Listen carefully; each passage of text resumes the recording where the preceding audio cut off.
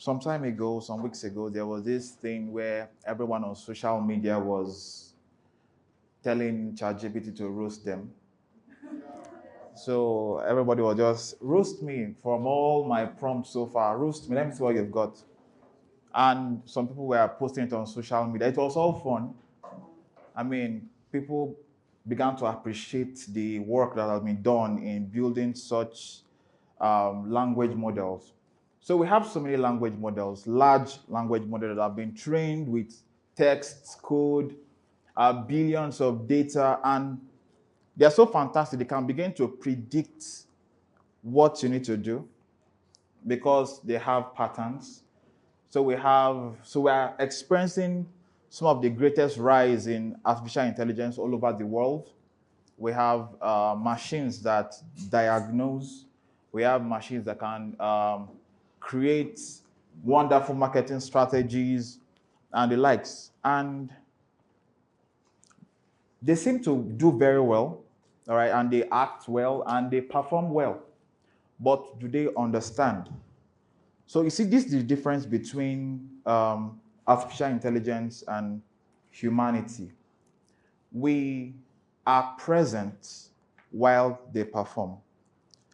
Don't confuse action with reflection, because though machines can actually predict well, they can give you the strategies you need, but they don't understand because they can't comprehend emotions. You see, understanding and action is different.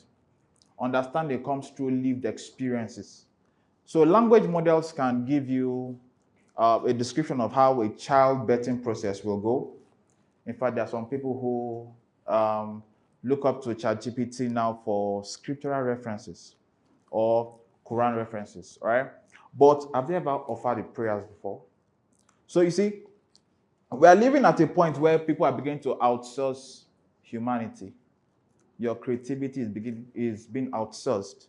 You no longer reflect. You don't longer comprehend.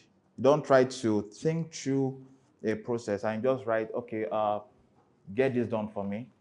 Let ChatGPT do this for me. Now, that is good, but are we downplaying our understanding?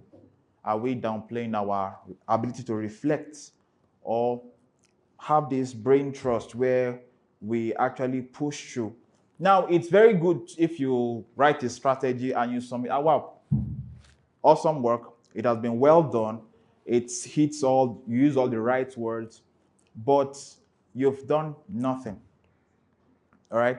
So it's good that you are able to outsource such repetitive tasks, but do not outsource things that make you reflect. Do not outsource things that make you creative. I love to read once in a while, and some of the best pieces I've written are not the ones generated by ChatGPT, are the ones that real storytellers write. The best songs. So I do a little bit of songwriting, and I was trying to write a song for my wife, and I said, okay, ChatGPT, generate a love song for me. And he did that, and I was like, this is good, but it was not me. It didn't have all the things that I understand about my wife. It didn't have all the beautiful imperfections, like John Legend will say. All right? And all these things cannot be generated because your large language models builds results based on patterns, based on the data that have been fed into it, but it doesn't build based on joy, love, reflection. Imagine a therapist, all right, that tells you everything you need to know, but once you go, that's all. What about that constant checkup? How are you doing today? You know, that is beyond words. There's presence. You are present because you can relate, you can connect with that person emotionally, right? You can't outsource that. You can't outsource that. So outsource what you need to outsource. Let your large language models, your AI, do all the repetitive tasks, but do not outsource your humanity. Do not outsource what makes you creative. Do not outsource make you unique, because at a point, everything will just be the same. You can, if you read a lot, you can actually discern a script that was generated. All right.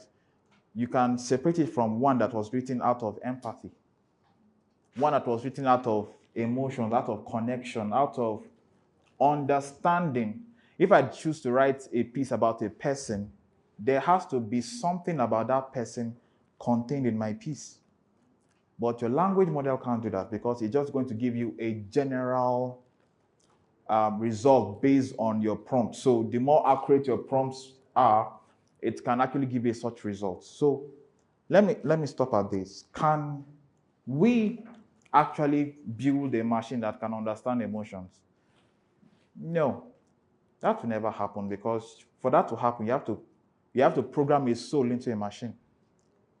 And a soul cannot be written by your HTML tags or your backend technologies, right?